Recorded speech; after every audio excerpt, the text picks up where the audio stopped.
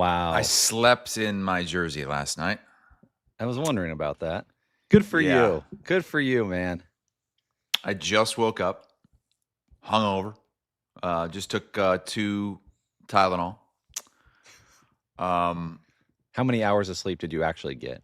Probably 4. My wife was like, "Were there games going on until 2:30 in the morning?" No. But I didn't know you did Instant Iowa with AD. Yeah, and I went back and I rewatched the game and I watched the final couple of minutes like 5 times. Yeah. There aren't many times in your life when you get to experience that kind of joy. Like when the Giants, for me, like won the World Series in 2010, like that was ecstasy for me. Like that was the highest of my sports fandom. Iowa State hasn't gotten to that point. Haven't gotten to an Elite Eight. We'll talk about that more in a little bit. But yeah, here we go. Sweet 16 Williams will be here for both. Yeah, Williams is dealing with internet that, as you pointed out, Van Wilk, is that of 1999, the last time Iowa made the Sweet 16. So he's restarting things. And oh my God, we got to relive this moment of Hassel. I was so pissed when they stopped the clock and gave Florida a chance to draw something up. They didn't have a timeout. Anyway, oh man, let's roll. Let's go. Let's get into what a week we have coming up. It's Iowa and Iowa State for the first time ever, both in the Sweet 16. Welcome back to Fareway Market Madness. It's crunch time in the final freshest 4, with Romaine going head-to-head against Oranges. Let us see what Frank's main squeeze is. And Oranges just peeled the deal. Fresh always wins at Fareway.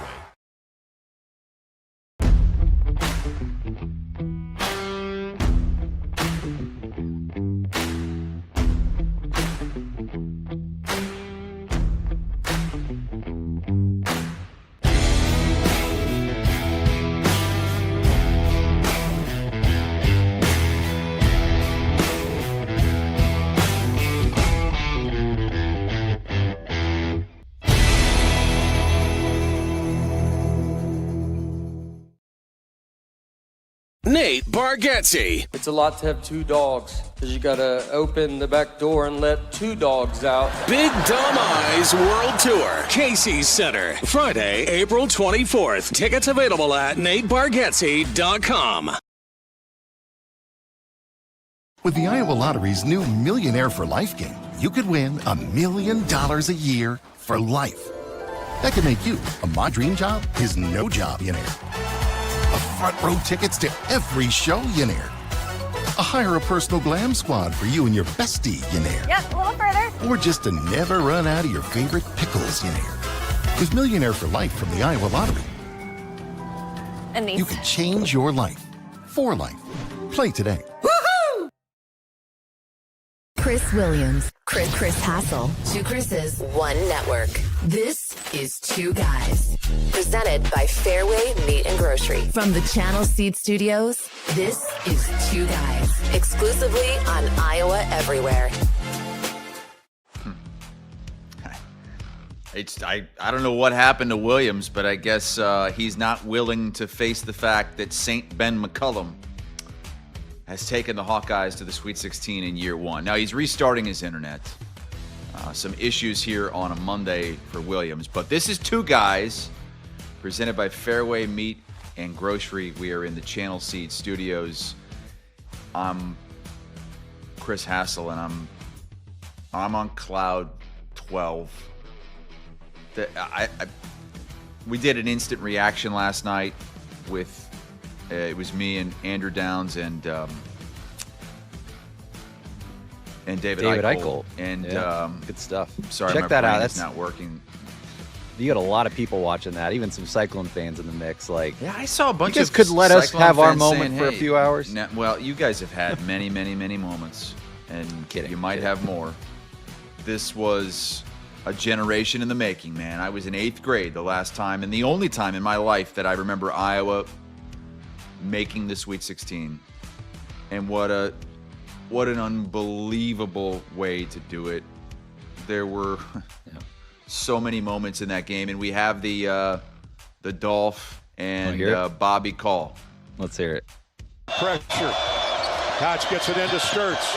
To Al Folgaris for 3 in the lead. Good! Good with 3.9 to go. Here comes Lee across the timeline. Drives around his man, in for the basket. No! Game's over!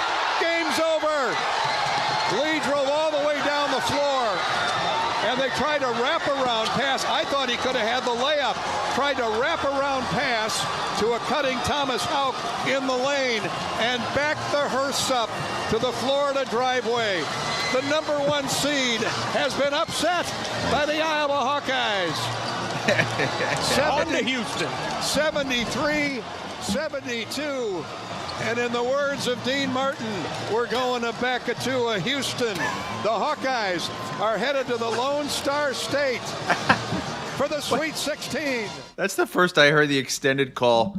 What that was great. Pulls out a Dean Martin quote, and back up the hearses to the Florida driveways. Oh, I love it. I live in Florida. I work with a bunch of Florida grads. Oh, God, you're going to be insufferable. This is sweet. Wow. Hey, guys. What's up, buddy? Hi, Will. Wait, good to have you with us. Sorry, people were getting worried that I was going to have the show to myself. I got back in the really late, and then I had to get the kids to school, and then the internet was just all jacked up, but I got it fixed, so we're good to go now. It's good to be here. Shout out to a friend of the program, Steve, for driving me back in the middle of the night. Oh, Steve Kemp drove you back? Yeah. Wait, so did you watch were you watching the Iowa game? Yeah, I watched the Iowa game on my computer in the side of Steve's truck. We were watching it together while he was driving back. So Fulgaris hits that 3, and Steve's probably like, driving out the It was wild. No. It was. You know what? Have you done have you think Fareway? Yeah. Okay. Love Fareway. Channel Seed Studio, Fareway. all that. The most impressive part of the Iowa win, to me, was that they blew the lead and came back. Yeah. Yeah. Because when they got down, it was 4 or 5. It felt. I almost texted you. I'm like, shit, Florida might cover now. It almost felt like it was going that way. And I then rewatched the game last night, and I rewatched the final 5 minutes several times. And there were a couple moments, even in the rewatch, where I was like, how's Iowa going to come back now? Yeah. I mean, Florida's rolling here. Well, even the announcer goes, Iowa's in trouble. Yeah. You know? Yeah, he did. He was like, he didn't explain why. Florida was pressing. And I actually liked that. I liked that as an Iowa fan, that Florida was pressing like that. Iowa, it was a zone press. Iowa will eat any zone apart. Anytime any team has gone into any kind of zone, Iowa they're ready for it. And they were ready for that. They were able to beat that thing every time and get open looks. And then the last one, I know Florida fans are pissed. Why is he pressing? He's pressing with 9 seconds left, up by 2, and they leave Fulgaris, who Todd Golden thought should have been ejected from the game. They leave him wide open in the corner for 3 at the end. I mean, that game had everything. Everything. You had the fight. I mean, dude, I'm never going to need a game day tee shot after that. My testosterone, I was ready to fight. I wanted to go to Tampa and check myself into that game. Lindsay says you have 0 tee, though. I don't think a basketball game can change I've got tee out the yang. God, it was great. Mr. Hassel, you have 0 tee. I mean, and McCullum saying that they got all sensitive. That I love that quote. It made me so happy. That is an alpha male. Alpha male, and Todd Golden was a beta in that game. Dude, as far as the basketball alpha things go, our 2 guys, my guy Otz and your guy McCullum, just had absolute masterclass days yesterday on the brightest stage. You guys against the number 1 seed. We were up against a blue blood without our All-American. It was just a perfect day for our state. And it was thankfully, perfect. I'm glad that the teams aren't playing on the same day. Yeah, that's good. God. Iowa's Thursday, Iowa State. I know. You know what's weighing me down later, but you know what's weighing me down? Playing late. Sule and Scales brings this weighing me down every week, and this sounds like you bitching about this. A 9:10 local tip. So it's this game will tip probably close to 10:30 for you because it never tips on time when you're the second game. I'm not even complaining about from like my job standpoint because that sucks. It sucks when you're in our world and like you have this tip because everybody's in bed by the time you're done working. But the greater point I would make is it's almost insulting to like basketball fans to have these games starting this late. Like I understand the TV thing, but God dang. So Iowa State plays the last game in the Sweet 16, a 10:10 Eastern time tip. It won't tip at 10:10. No, it'll be like 9:30 in Chicago when this game goes. Mm-hmm. Kathy points out, I agree, Kathy, that, gives Joshua Jefferson's ankle a few more That's true. hours. That is true.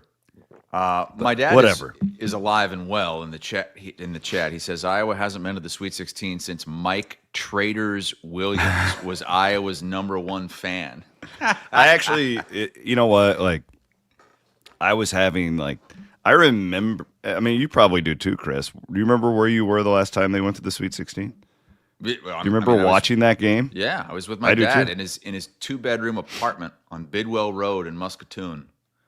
I was playing in a AAU basketball tournament, and the local sports writer guy brought. Keep in mind, this is in '98, right? 99. 99, and he brought one of those like portable televisions where you have like an antenna. Oh yeah. And it's like tiny... battery run. That's how we watched that Iowa game to get to the Sweet 16 in '99. I'll never forget it. Like it was crazy. And that's the only time I've ever seen Iowa in the Sweet 16. Because I don't remember any of the other times. It had been about a decade since Iowa had been to the Sweet 16 when they went in '99, and I was too young. And it was just, as you said, this game had everything. It's the #1 seed. It's in Florida. 95% of that place is Florida fans. And you have the altercation early. It is so and a much buzzer like beater late. Oh, it was so much like Otzelberger's win that. God first damn it! year. Why do you keep trying to tie this back? No, listen, it's perfect though because that was a true road game for Iowa State. What are you talking about? The Wisconsin game when they won in Milwaukee. Okay, I was thinking that too. It's like it is, and Ben is also like slaying this thing that the Sweet 16 thing that the previous guy was there for like 40 years and couldn't do. I haven't seen any posts from Connor McCaffrey today.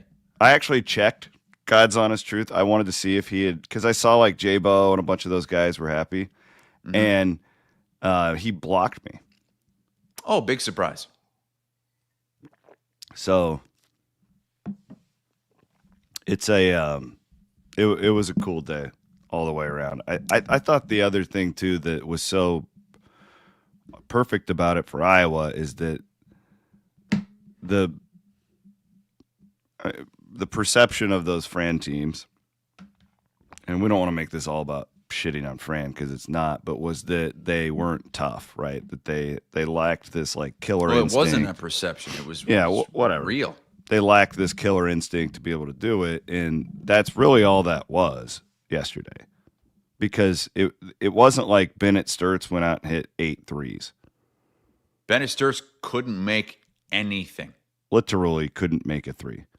And you find this like way to do it with a lot of these guys who, like Fulgaris is a great example, would like disappear for 3-4 games in a row. He gets in a fight, like it was a really, it was a tough win. And it was just the opposite of what you had experienced in the previous 10 years or so. And they took it to them from the jump. I couldn't believe Iowa's opening possession that they tried to convert a lob play against that team. And it didn't work. It failed miserably, but that kind of showed you what Iowa was going to do. They didn't give an F. They did not give a F, okay? Tavion Banks was the toughest dude out there on the court. I don't know how tall he is, but he's given up half a foot to a bunch of these Florida guys, and he just kept taking it into the paint and destroying them. I mean, that's attitude. That's toughness. Iowa did not care about the narratives. They went in there and said, we are going to be the tougher team. Be damned how big these guys are. And they did it. And Iowa was the better team the whole way. Like, it shouldn't even have come down to a buzzer beater. No, it didn't. Iowa should have won this by 6 or 7 points. Yeah, Charles Barkley, I thought, said it really well, that they outplayed him for 85% of the game. Yeah. Bennett Sturts makes 2 threes, 2 of the 9 that he took. This is not that close. But the other dudes just Cooper Koch doing. Wow. Then he did the Gator chomp right in front of Golden's face. You just led me into let's do our triple B, because I was going to give it to Cooper Koch. Bigger, better, bolder. Built by Kelderman Manufacturing. Koch is who I was giving mine to, because it just feels, and I did a little research driving back to back it up, and it is there, but like the timing of this guy's shots over the last 3-4 weeks of the season, and like probably longer than that, really, just in big games, because he did have some games where he wasn't great, but he just, I don't know, I almost feel more comfortable with the ball in his hands at certain points than I do Sturts right now, because I think Sturts has been sped up so much. He's got so much on his plate. He's playing so many minutes. I think he might be tired to an extent, where Cooper Koch is like, I mean, that 3 he hit last night likely saved the game, because it staved off all of that Florida momentum, and that snowball was rolling down the hill there with the Florida fans and all that stuff. Yeah, he hit 2 huge threes. The first one, well, they were both huge, but I think the one, weren't they down 4 or whatever it was when he hit the first one, and it saved the game. So I think that this guy, you're building McCollum's program going forward, and clearly, like, there's a lot of players who will come and go. Like, this is a guy who you can build around. Yeah. Who's got your culture, and his dad played there, right? It's perfect. Was on the last Sweet 16 team. Yeah. It's just perfect. This is a guy who, we talk so much about the portal and can McCollum get the elite guys in and all this stuff. It's all a conversation. But you've got to have core dudes who you bring back every year to build that thing around. And he just looks like the perfect fit to me. And not a guy that you would worry would leave either. Like, who knows what the future holds, but legacy Hawk. I mean, he clearly loves being. He didn't leave. He was the one guy that didn't leave after McCaffrey left. The one guy that stayed. And boy, does he fit. That 3 he hit at the top of the key when Iowa was down 2 with a guy in his face. I think that was the outside of the Fulgaris 3. That was the second biggest shot of the game. And now Iowa is moving on to play Nebraska. Which is just, again, like what made this win so huge, because the freaking bracket is right there for Iowa to make a serious run. Like, It's unbelievable how this sets up. My triple B is Nebraska fans. Florida was playing in their home state as the defending champs. They had a great crowd. Nothing compared to what Nebraska fans did in Oklahoma City. I mean, that was an amazing. I've never seen anything like it. Never heard anything like it. Not even in-state for some of these teams. Like these times when Duke or Carolina playing in their home states, and you can make the jokes about Nebraska all you want. They've never seen it. They've never been there before. They've been saving up all their money. Sure. But you also have to go out and do it. Like go out and travel to Oklahoma City. Spend the money. Show up. Outbid the other teams for those seats. They had the whole arena. The whole damn thing. And then to win it in that fashion, wow. The Nebraska fans are my Triple B, and that's the last good thing I'll say about Nebraska this week.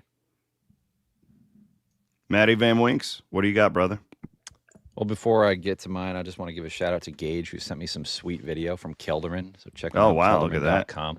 So now we can play some sweet video when we have our Triple B. Look at that. Imagine Look at that Purdy douched riding up in that truck. thing. That looks like the truck that you claim you were going to get all douched up from Kelderman. It's you all never did. that truck suspension is raising like men after game day Men's Health. Can I transition us into Iowa State, or are we done with Iowa? Yeah. Are we done? Hassel, you okay with that? I guess. How about Tamin Lipsey? Let's just start there. What a dog. I mean, he's playing his best basketball of his career right now. Incredible performance, a career high scoring. And when they needed him the most, with Jefferson out, needed him to step up against Kentucky, was in foul trouble in the first game of the tournament, didn't really get to shine, but man, did he ever in this game, Chris.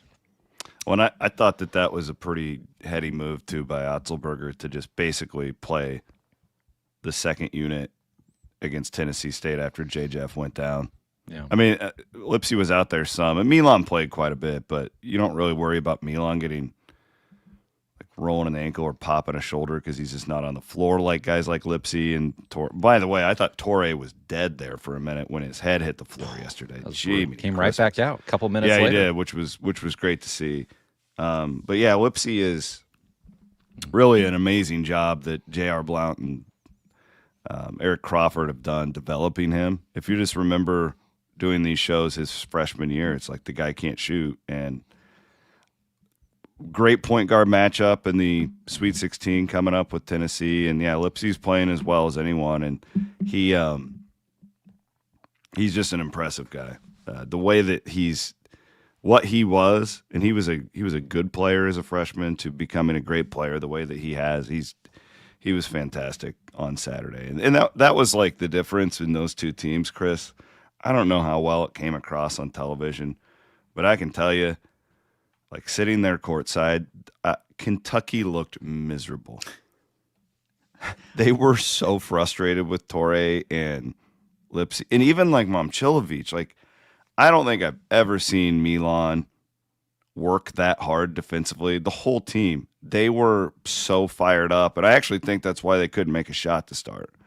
I think Otz had them so amped up for the defensive effort in that game that it actually may have hindered them on the other side. But they shot 63% in the second half, so they did return to the mean as far as that goes. But, man, it all really, like, we can talk about J. Jeff, and he's a huge part of the team, no doubt. He's an All-American. Momcilovic makes the highlight reel long threes. Lipsey's the heart and soul of the team, and he played it. Maybe the best game of his career on Saturday or Sunday. Lipsey's playing as good as I've ever seen him. I mean, wow.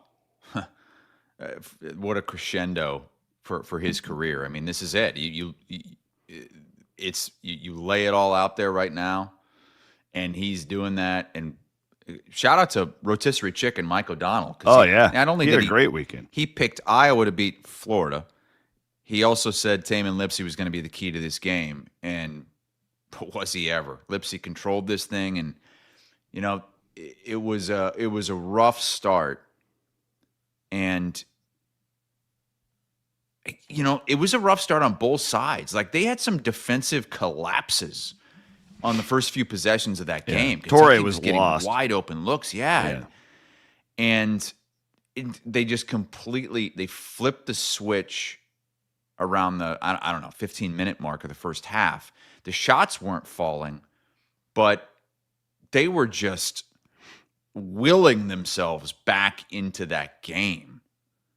And by the time the shots did start falling, Kentucky was done. They wanted no part. Kentucky was the only team that played yesterday that wanted to get the hell out and just go home. Iowa State frustrated them so badly. They don't have a real ball handler, and Iowa State took advantage of that. I mean, just coughing it up. They were just ready to give the ball to Iowa State anytime they were pressured. And I sensed this on Friday, too, and it was the one reason why I thought Iowa State would win this game, even without Jefferson, is that Kentucky team, their body language is terrible. Yeah, you called that. It's horrible. And they're just not a connected team. No. It's in defense of Mark Pope, too. They have two guys that are out like that. So they're playing a lot of guys out of position, and that is not the roster that they constructed, which is you have to point that out. There's when starters go down, there's a reason why the other guys were reserves. So I don't think Mark Pope's this terrible coach or anything like that, but we just saw it. We discussed it on our Saturday show. We saw an opportunity there for the Cyclones to be insanely disruptive, and they were. Now, the one thing that couldn't happen is you couldn't have a shooting night like you did at Arizona. And it looked for a while like that was going to happen. Iowa State missed its first 10 threes, I want to say. Didn't hit its first three until the 4:30 mark when Momcilovic popped one off. But when you're turning the other team over 12 times and a half, you can stay in games that way. Mm-hmm. And that's why the Jefferson thing is really interesting, because I thought Mark Pope defined it really well on Friday. In his press conference. I really like that guy, by the way. I spent a lot of time around him the last 2 days, and he's impressive. I don't think he's the shit coach that a lot of Kentucky fans are trying to say. Yeah, they want to run him out of town. Yeah. It sounds like Hubert Davis is getting fired today. Is that true? Oh, I'm sure. Yeah. So he's done. There's going to be a lot of – I don't think Pope will get fired. Well, also – Ben McCullum's going to be a hot name. Now, I'm not saying... Both of our guys are. Yeah, you're right. TJ's always a hot name, and he always says no. But, Ben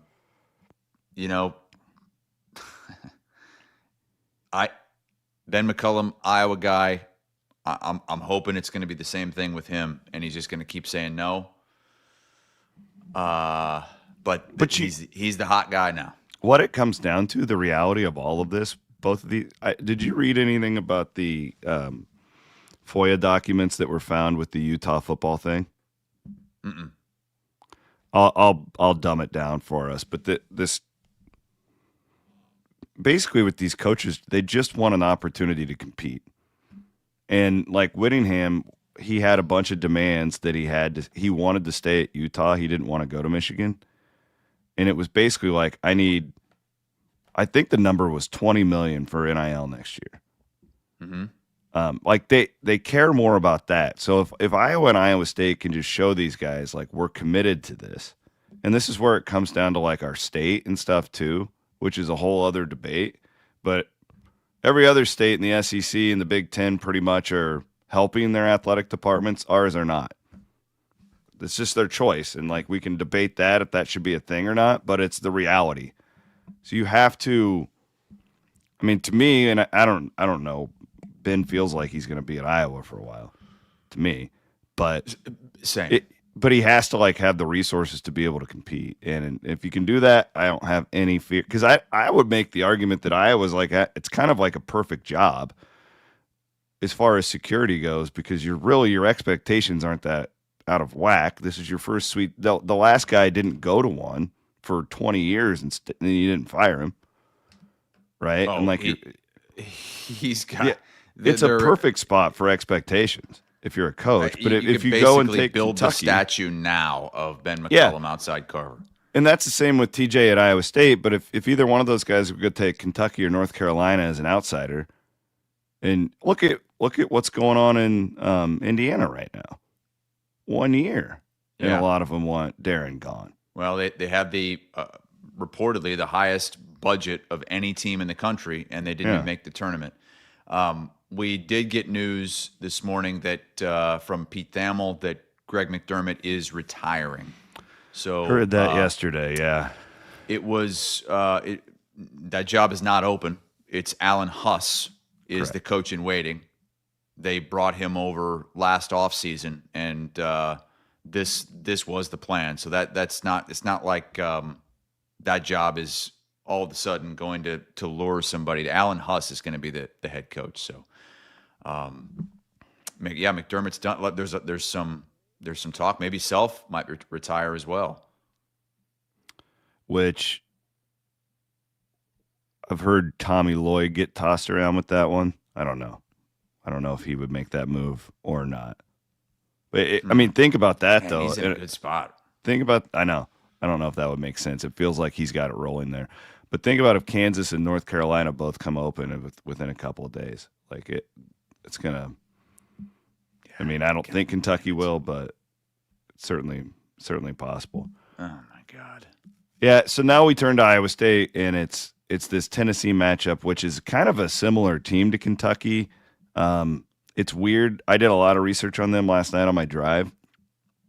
They look a lot like Kentucky as far as their numbers go. They're actually, I think, considerably better than Kentucky as far as their resume goes, but they lost to Kentucky twice. So it's a really odd.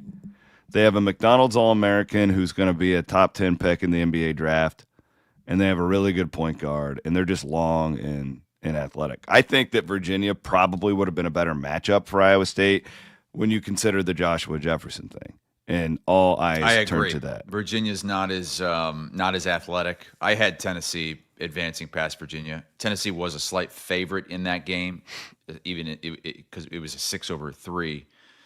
Virginia, in the weak ACC, they won a bunch of games, but I don't think Virginia was that good. They were not a 3 seed. Like there are 5 seeds much better than Virginia. So I don't know. We'll have another show before the games later on this week, I think, right? Are we gonna? Yeah. We haven't decided on if we're going to be able to do Thursday morning yet, but I was kind of thinking Wednesday night maybe, because I think I'm going to be in Chicago. We'll figure it out. Sounds good to me. Yeah, Wednesday night I feel like would be ideal because. Ooh, yeah. Are you okay with that, Matt? Can we make an executive decision right now? We got the turtle season starts today. We got practice Wednesday, but let's roll right after practice. We'll go after right practice, after practice. Go hot into the show. I'm loving it. We're gonna make it. We're gonna make it work. We do. Okay. Pitchers and catchers report tonight for the Turtles. Matty Van Wink's the heading up the defense. I'm running the offense this year. We're gonna have a hell of a team. But yeah, it's the Jefferson thing. So he's having an MRI today. It doesn't sound like they're like really looking for anything different. I mean, I asked a few things last night. It's just more. And Vic Miller, the head athletic trainer, he was on the record with this. I don't know if you read that story I sent you that Rob Gray did. But he said that they're basically compiling information and they're going to put him in the pool. And like, I don't think there's. They're going to put him in the pool? That's how they do it. They're going to do like 4 trainings in the pool where he does weightless work, and like they're going to try and get him back. So I don't know. I have no idea what to expect with him. I think that anybody who's reporting like facts on this, I can promise you it's inaccurate. Like nobody knows. Like it doesn't look great. It looked like a bad injury. It's hard when you're 7 feet tall to come back from these things. All that is true, but it depends on the guy. Like people heal differently. People have different pain tolerance. I think they can beat Tennessee without him. I don't know if they can beat Michigan without him. Yeah. I do think that, Michigan might have a tough matchup with Alabama. Damn, they looked good last night against Texas Tech. I mean, this just sucks though, man. Like I don't want to put a ceiling on this team even without them because they're playing so well. But this does really put a damper on things.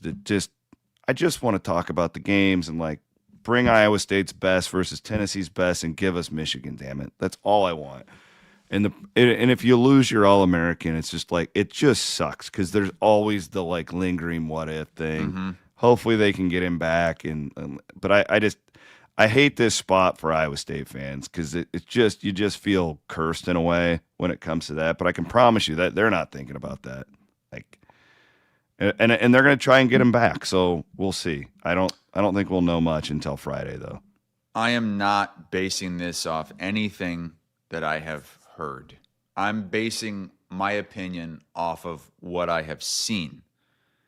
The injury itself, the way he has or hasn't put weight on it, and what I've seen from players in the past that have had similar injuries. I do not expect him to have any kind of impact positively on Iowa State the rest of the season, the rest of this run. I don't expect him to. I don't expect him to play this week, and even if he were to play, I don't expect him to be able to be effective enough. And that sucks. It's too bad because, man, he was playing the best he's ever played. And with him, it feels like Iowa State could be not just a Final Four team, but even more. Mm-hmm. Without him, it's hard to imagine getting through next weekend without him. But damn, they are playing like there are differences when he's not. Like, they can play a little faster and they can be a little better on defense. Heisey's the key, man. Yeah, like Heisey. They corrected it in the second half. Did you hear? I heard it in the second half. Yeah, I haven't watched the game late. I don't know who got in his ear, but my guess is John Rothstein, the sideline reporter, eventually said something. That's just a guess. I don't know. Like, I figured he would have said something long before that because Rothstein knows it's Heisey, and he kept saying Heisey, even though the Heisey for 3. He was the difference yesterday for and that does it. You're right. You were leading into it. I think it gives you a little different wrinkle you can throw if Nate's out there and playing like that. Because to me, like Lipsey had the headline game, but Heisey, I feel like, impacted that game for Iowa State as much as anybody. I can't wait to watch it back. He was an absolute. He plays defense like a hockey player. You know, his sister's the gold medal winner and all that, but he's nasty.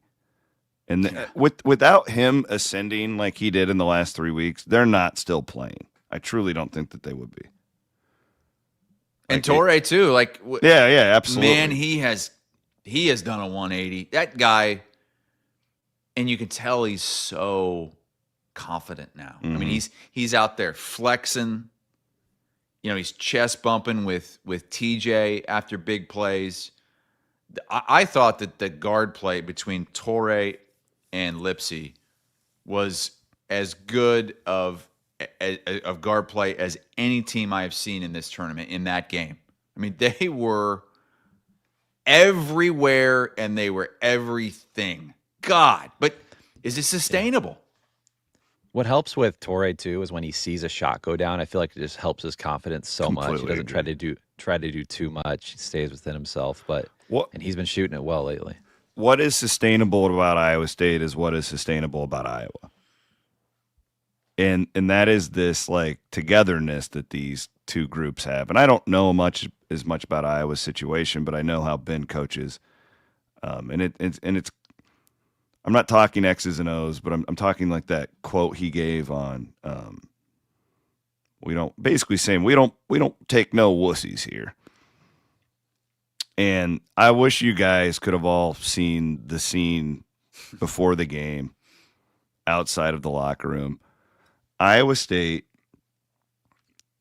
so often, Chris, you've seen these, and Matt, where they'll go out and like the teams will like start when you play the second game of a session, they'll stretch in the like hallways outside of the locker rooms. I'd never seen this before. Iowa State was blaring the loudest rap music I've ever heard in my life. I don't even know how, like, this boombox was all teed up. It was so loud.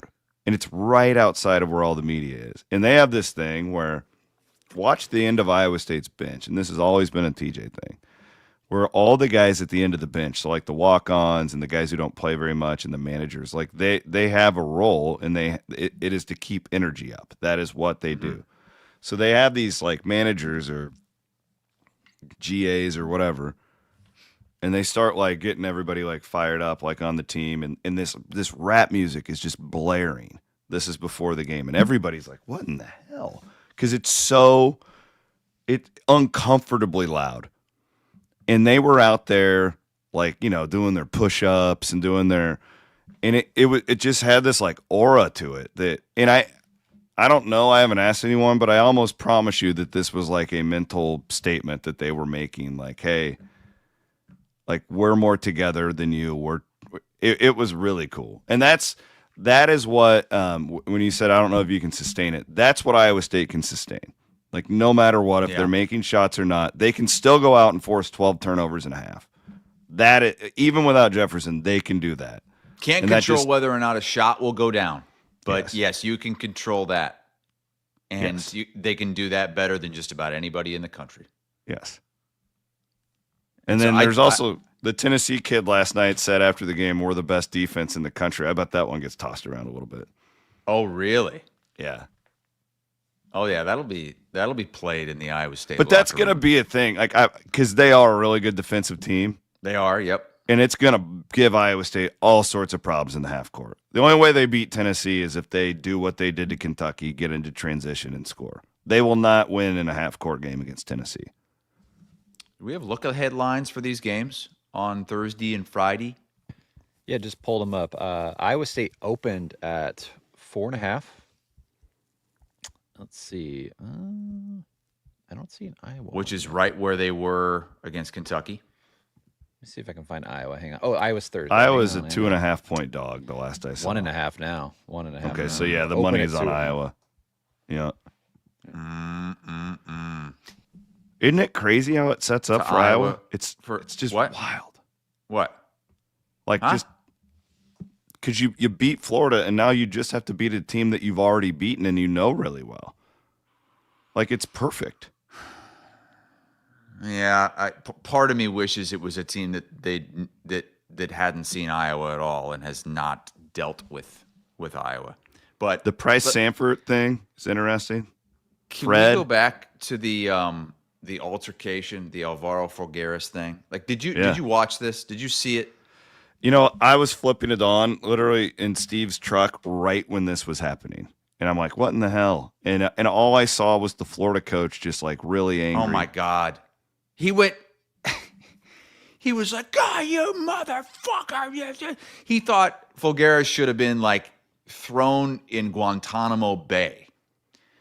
Folgueras. So what happened was it was a tie ball. They should have called a jump, blown the whistle. They didn't. And the Florida idiot just ripped Folgueras to the ground. And Folgueras immediately like winds up with his fist, closed fist, winds up like he's going to punch this guy in the face. And he like pulls it. He punches. He ends up like barely even contacting the Florida guy's hand by the ball. And even though he wound up, there was no punch. There was no hit. Look at that. Like, it looks like he's going to, it looks like an MMA fight. Yeah.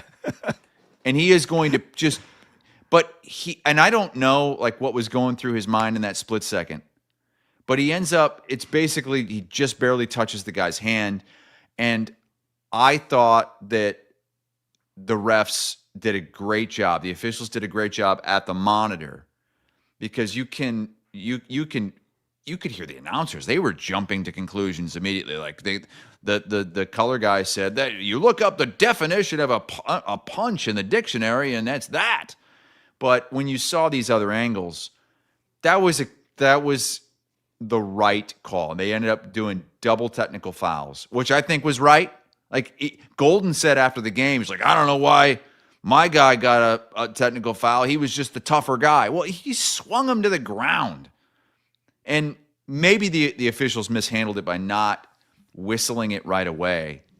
But I think in the end, I credit these officials for getting that right. Because, man, you eject Fulgaris there, and it is a completely different game. And history is so different if you do that. Thank God they did not. But McCollum ran out there. Oh, yeah. And he looked like Jeff Van Gundy when he ran out and he grabbed Alonzo Mourning's ankles. There was a humorous part of it because he's in his tie and he's not a big man. Like he's kind of like balding. Like he's not like, he doesn't look like this like tough dude. But then Golden sees the replay on an iPad on the bench. And he sees the windup and he just unloads at Iowa's bench, and McCollum sees that, and he's not having that shit. And so McCollum goes nuts back at them, and he's being held back. And I didn't see, it wasn't shown on the broadcast, and I didn't see any video from anybody that was there, what the handshake was like with McCollum and Golden.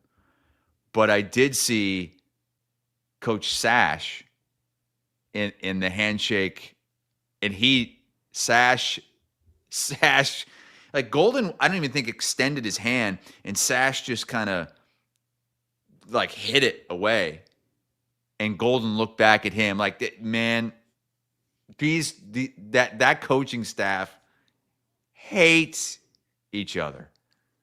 I wanted to suit up. I wanted to go over there. I wanted to throw some punches.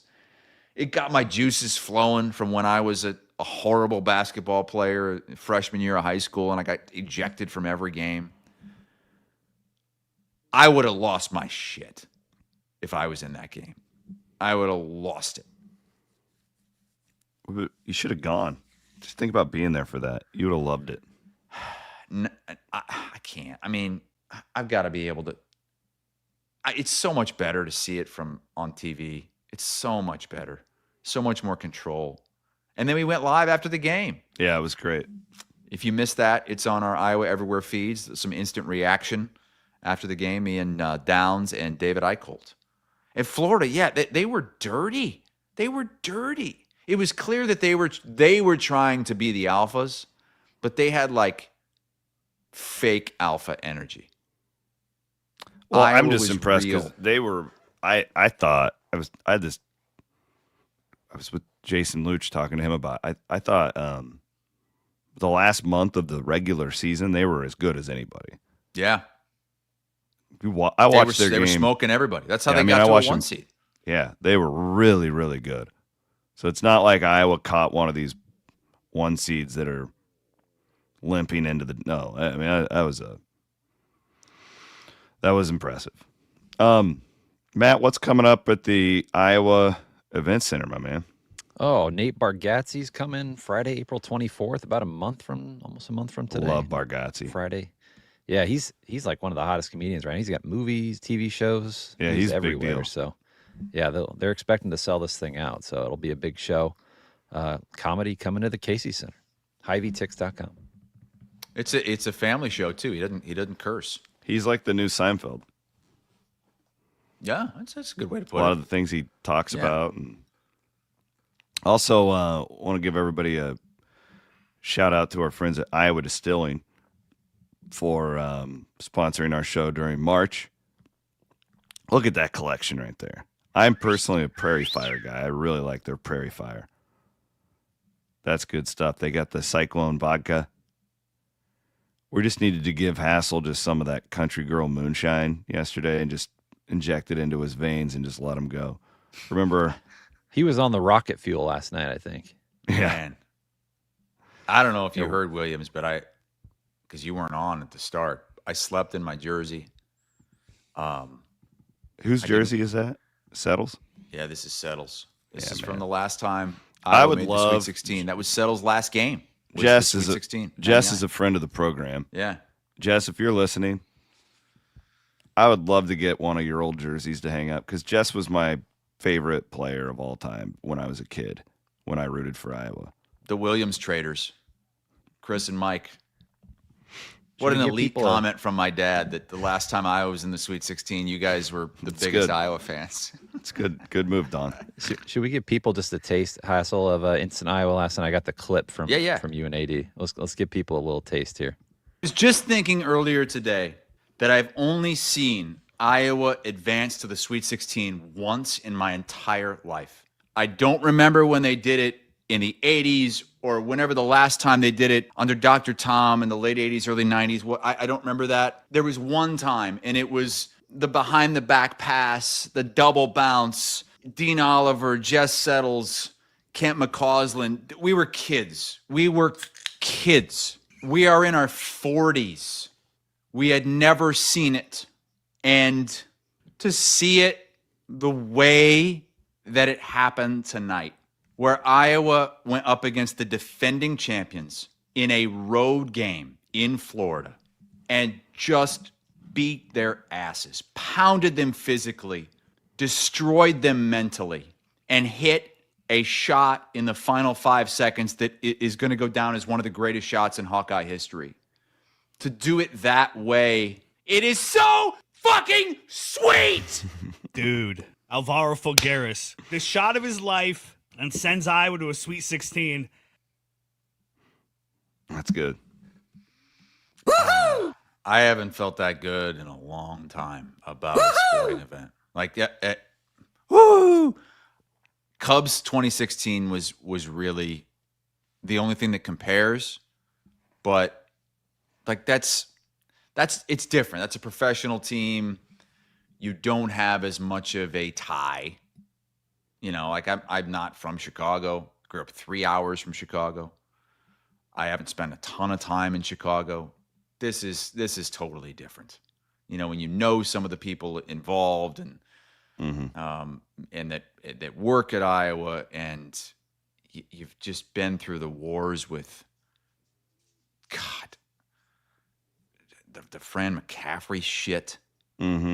Like, and you know that there's just people out there rooting against them because you knew Connor McCaffrey's out there rooting against them. You know that, and it just feels so. Well, I went to check and see if he had done any fist pumps or anything, and the old Connor, man, he used to be pretty active on there. Wasn't yesterday though for some reason. No. Didn't hear What's much. going on there and bitching about the refs and Iowa fans, but. Go Hawks. Last commentary I just had on the tournament, and it's what's great and horrible about this tournament is just how and this drives coaches crazy too, because you could have like an amazing season and play one bad game, and then that's all anybody remembers from the season. And we said this after it was one of those bad losses that Iowa had towards the stretch. And it's also worked for Iowa State. Like Jefferson goes down, they could have very easily lost to Kentucky. And regardless, people remember it as a bad year. Well, it wasn't a bad year. It was a good year. Top 10 the whole year. You know, and like Iowa now, like you losing at Penn State doesn't even matter. You know, like those things. It's just funny how the tournament works. Remember how upset I was when they lost at Maryland? We were down in Florida, and I just ruined my night. Does not matter now. This is all that matters. Well, yeah, and you guys are going to experience this now. So this is Otzelberger's third Sweet 16 in 5 years. The juice you get from playing in that second weekend and like the momentum is incredible. Like it's just different. And that's a huge deal for Ben in his first year to be able to take that into the offseason, even if they would lose to Nebraska. Changes everything. It does. This is going to bring more money in. There's going to be people more willing to help out with NIL and the tickets. Like it's going to be harder to get to an Iowa basketball. Those students are going to cross that bridge next year. This is what they needed. It was a year ago we were talking like. Who was the right guy for Iowa? Was it Darren DeVries? No, Ben McCullum was the right guy. It What almost a job feels by like Beth Getz. we're riding so high today. We almost feel like we're millionaires for life. Woo! Woo! Yeah, I thought Hassel won the lottery last night. Basically did. Felt like it.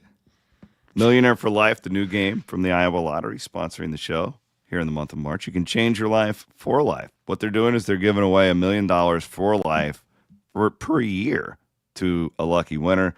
They're also going to give out $100,000 for life per year to a lucky winner. So go and play it today. Maddie, you did this. I haven't done it yet. Yeah. I haven't even been around. I did. Tell I me played about once. it. I got What a do few more. Yeah, you just basically go. It's almost like you're playing the Powerball. You give them your $5. You hand it over.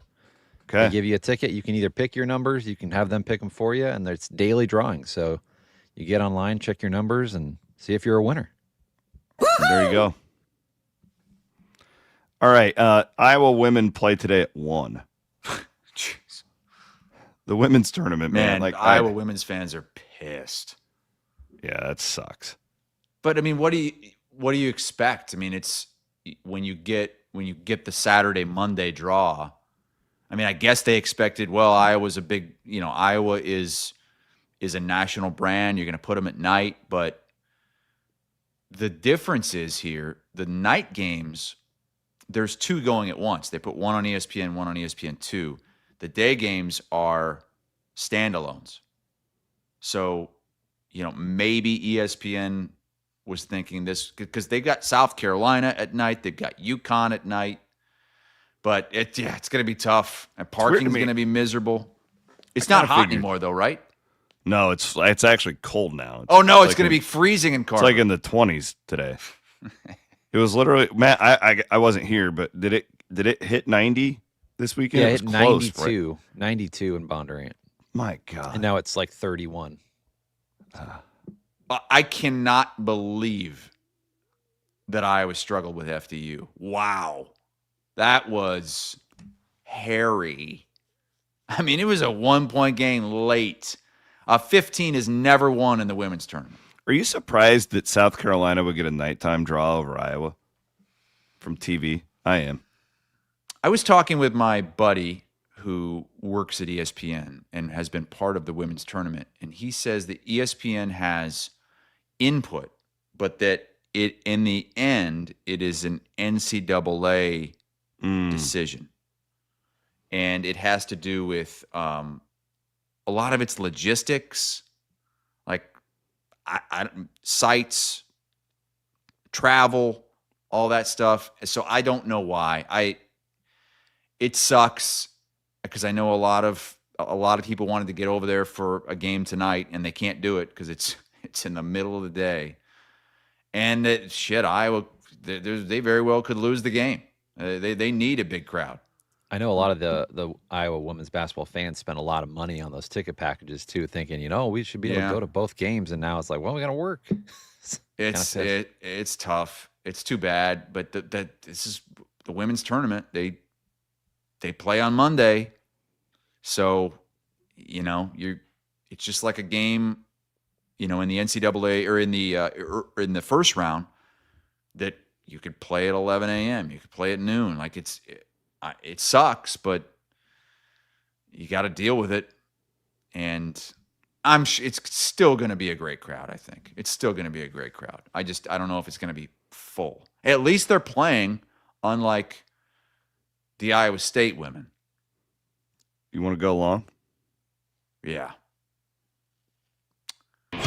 It's time to go long with Wealth Charter Retirement Planning and Tax. Let's give a shout out to our friends over at Wealth Charter. It's tax time. What are you screwing around for? Let these guys save you. Screwing around. Quit screwing around. Let the pros handle it. Wealth Charter Retirement Planning and Tax. They simplify your finances. Iowa State women lose to Syracuse, and unfortunately, I didn't even watch the first half. I was working. I got to watch the second half. Not a great showing for a team that, really, once that injury happened, they never really found their footing. They won some games and bounced back a little bit, but for a team that was in the top 10, pretty disappointing year. This is back-to-back seasons that they've been in the top 10 and they haven't gotten past the round of 64. Mm-hmm. They haven't actually looked it up since 2010, I think, was the last time they made – 2010 was the last Sweet 16. Are you kidding? It's been that long since they made it a Sweet 16? I believe that's the I'm going to double check that real quick, but I'm sorry. That's incorrect. Okay. That is incorrect. I am wrong. 21-22 they made it. Okay. I apologize. Okay. And then after that it was 2010. My apologies. They made once in the last 15 years. Yeah. I hope you listened to the show on Saturday. That was my play of the weekend, was Syracuse plus 7.5. I have no idea why Iowa State was favored by that much in this game. They showed you nothing recently. Nothing. Like Audie can score, and that's it. Mm-hmm. They didn't have anything else.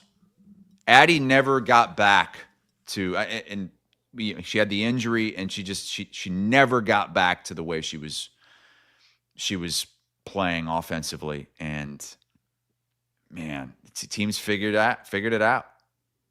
I mean, yeah, you trade 2s for 3s. Audie can score her 40 or whatever. Well, the problem is too. It's just the reality is that if Audie scores 40, sometimes she's giving up 50. And you have to be able to surround her with shooters, and if they're not making shots, then you're in a tough spot. Is she gone? I don't know. Boy, it sure didn't sound optimistic after the game.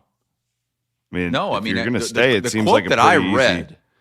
Easy. Yeah, I'm just going off of Tommy Birch's reporting.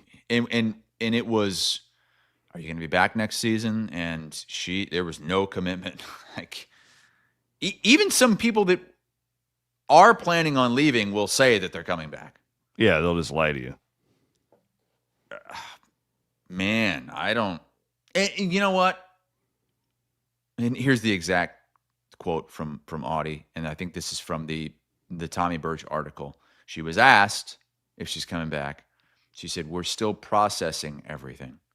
Just being there for each other right now is the priority. That's the main thing, making sure everyone is okay."